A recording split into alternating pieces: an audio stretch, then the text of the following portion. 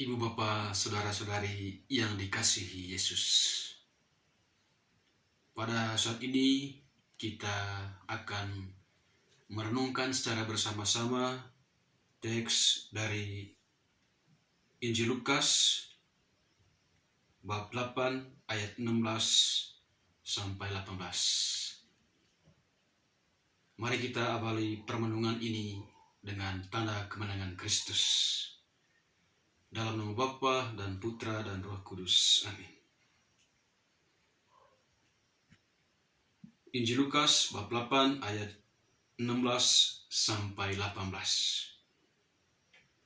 Tidak ada orang yang menyalakan pelita, lalu menutupinya dengan tempayan atau menempatkannya di bawah tempat tidur. Tetapi ia menempatkannya di atas kaki Dian, supaya semua orang yang masuk ke dalam rumah dapat melihat cahayanya. Sebab tidak ada sesuatu yang tersembunyi yang tidak akan dinyatakan, dan tidak ada sesuatu yang rahasia yang tidak akan diketahui dan diumumkan. Karena itu, perhatikanlah cara kamu mendengar.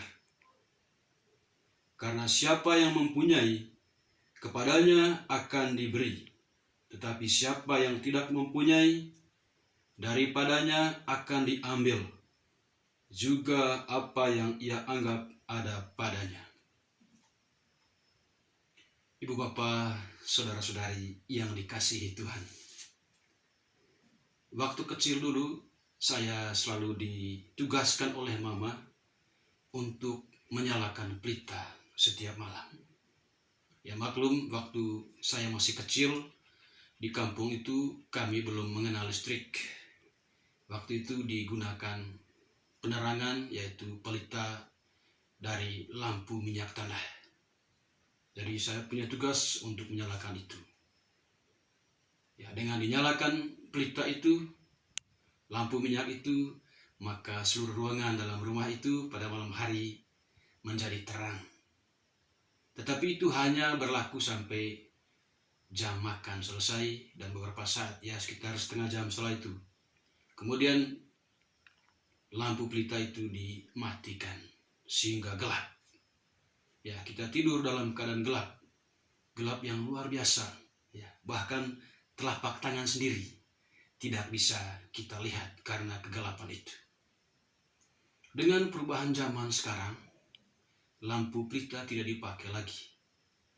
Sekarang orang menggunakan listrik, sehingga pada malam hari orang tinggal tekan kontak, maka listrik akan menyala dan teranglah dalam rumah tersebut. Betapa pentingnya ya terang dalam kehidupan manusia. Kalau tidak ada terang, maka manusia tidak bisa melihat apa-apa, bahkan tidak bisa melihat dirinya sendiri.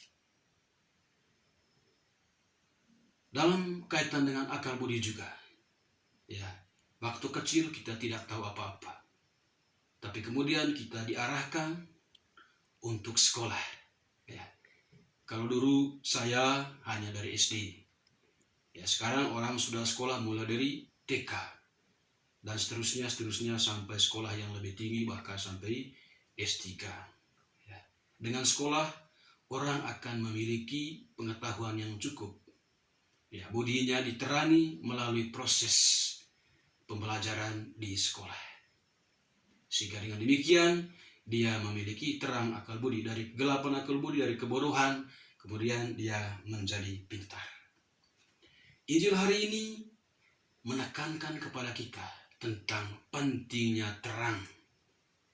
Terang untuk kehidupan.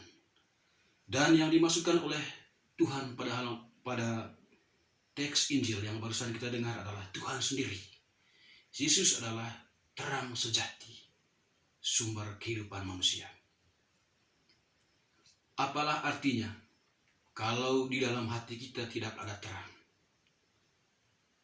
Kalau kita berharap pada terang yang dari luar, sementara dalam hati kita tidak punya terang, maka semuanya akan menjadi gelap.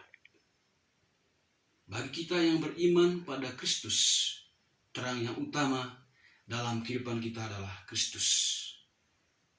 Dan itu pintu masuk Kristus di dalam diri kita melalui pembaptisan. Pada saat itu, Roh Kristus hadir ke dalam diri kita untuk menerangi kita, sehingga seluruh diri kita diterangi oleh Kristus. Ya, dan ketika Kristus masuk dalam diri kita, Kristus mengajak kita untuk senantiasa menjadikan Kristus sebagai sumber utama dalam menerangi seluruh perjalanan kehidupan kita. Maka ketika kita mengalami kesulitan di dalam hidup, mengalami kegelapan dalam hidup, kita berhadapan dengan berbagai cobaan-cobaan, kesulitan-kesulitan, maka datanglah kepada Yesus.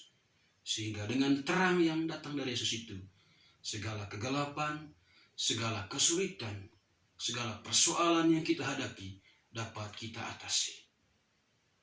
Dan pada kesempatan ini, melalui bacaan ini, Yesus mengajak kita.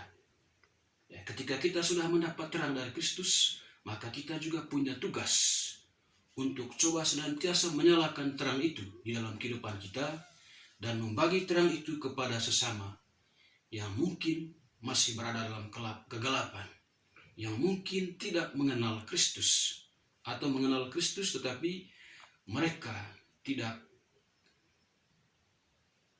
mengajak Kristus untuk senantiasa menerangi perjalanan hidup mereka. Pesan untuk kita dari bacaan ini, yang pertama, kita harus kembali kepada Kristus. Kita baharui lagi janji baptis kita. Kita baharui lagi kehidupan menggereja kita. Cara hidup kita supaya selalu berpatokan pada cara hidup Yesus sendiri, pada ajaran Kristus sendiri, yaitu senantiasa menyalakan terang yang sudah ada dalam hati kita. Yang kedua, ketika kita menyadari bahwa Kristus adalah terang kehidupan kita, dan Kristus itu sudah bernyala di dalam diri kita, maka kita harus membagi terang itu kepada sesama, sehingga sama juga merasakan terang itu, mereka juga tidak berjalan dalam kegelapan. Tentunya kita memiliki tugas masing-masing dalam hal ini. Sebagai guru misalnya, kita membawa terang Kristus itu kepada murid-murid yang kita layani.